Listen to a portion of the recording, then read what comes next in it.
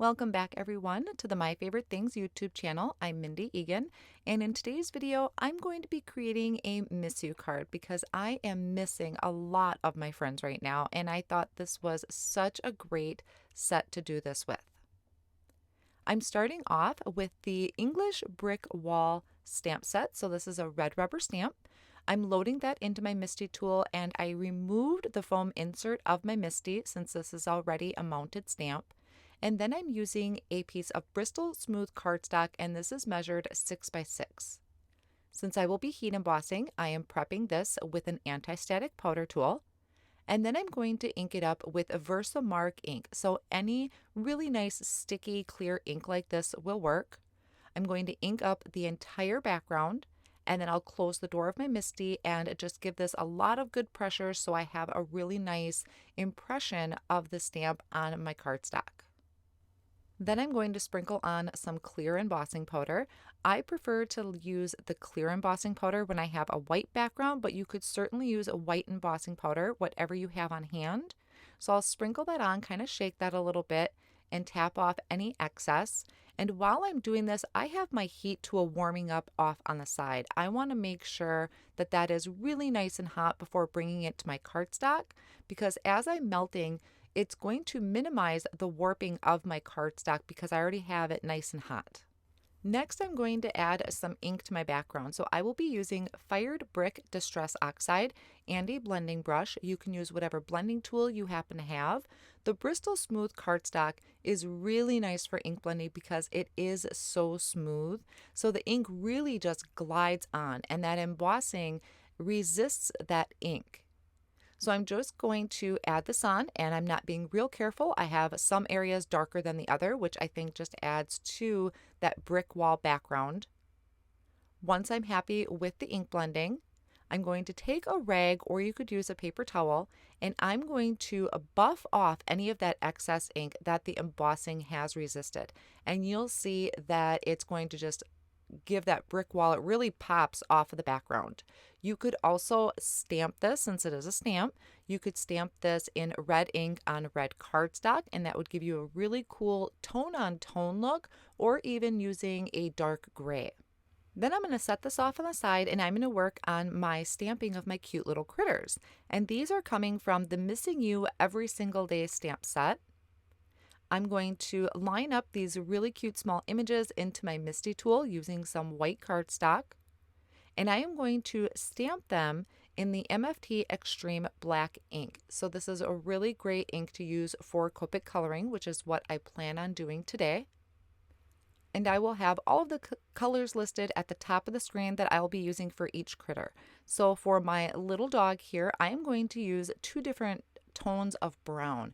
I have E44, 43, 42, and 41 for the face, and I'm adding my darkest color to the edges of the dog and blending in with my lightest colors. So the highlight area is going to be down the center of my images.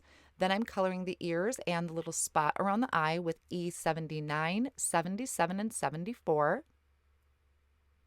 And I will add a little bit of dark gray to the nose. You could also color that pink. That would be super cute. Then I'll move on to the bunny. Now, normally I color my bunnies either in a gray or shading as for a white bunny, but this time I decided to kind of do more of a vanilla color. So I have E53, 51, and E50. And I really love the softness of this. I think this was something just really different to use for the coloring of a bunny. Then I'll move on to coloring the cute little cat, and I did this one in some dark grays. And I did plan out what color I was going to color each image. So I wanted to make sure they were either different colors or different shades. For the cat, it's C8, C6, C4, and C2. And I will take, I think it's either C6 or C8, and color in those stripes. Then for the bear, I have E37, 35, and 33. Once again, adding that darkest color to the very outside edge, blending out with the rest of the colors. So the lightest color is going down the center. Now, it's totally up to you where you want to put your light source. I thought this was easiest with the size of these images. And then just an E42 for the muzzle, and one of the light pinks, or I think it was like E53 maybe, or 52, or no, E95 for the ears. Then I'm going to take the coordinating die, line them up over the images, and hold them in place with some low tack tape. You could also use some post-it tape or washi tape, and I'm going to run these through my die cut machine. I'm then going to use the Missing You sentiment off of this stamp set. I'm lining that up onto some black cardstock in my Misty tool, and I'm going to prep this with the anti-static powder tool. Just spread that around. That's going to help minimize the static, or making sure that the embossing powder sticks only where I want it to go. I live in Wisconsin, and it's getting into the colder months, which means my embossing powder just wants to go everywhere. So I use this as much as I can. Then I'm going to sprinkle on the white embossing powder, and I'm just doing this over a scratch piece of paper. Tap off the excess, and then once again have my heat tool warming up, and then melt that embossing powder with my heat tool. Once this is cooled off, I like to take a Swiffer cloth and just dust over it to wipe off any of the excess powder that may be left behind. Now off screen, I did do some extra die cutting, so I have 2 layers of grass that I die cut, and also these little rectangles. These rectangles are going to be my little windows that my critters will be in, and they measure 1 1/4 by 1 1/2. And I'm just going to add those down with a tape runner. After I had kind of walked away and came back to my card, this reminded me of your pets staring at you out the window when you leave the house. And that's not exactly how I envisioned the card at first, but I really love that look. I think that was super cute. Your pets miss you so much when you're gone, and that's kind of the feeling I want to convey in this card. So it all worked out. I'm also adding my little critters to the windows just using a tape runner. I had trimmed my ink blended panel down to 3 1/4 by 4 3/4.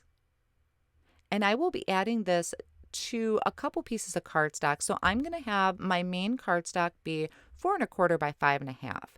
And I die cut out, or actually just trimmed out some cardstock that's measuring 3 3/4 by 5 inches. And I layered about 3 pieces of that together. That's going to be a really nice white frame. So I know it's kind of hard to see in pictures and on camera, but I have a white frame that's going to be around my ink blended panel. And then that is on a white cardstock base. So a lot of white, but I really love the margin and the depth that that bottom layer has. Then I will take my sentiment, and I'm going to add black foam squares behind that and add it to the front of my card.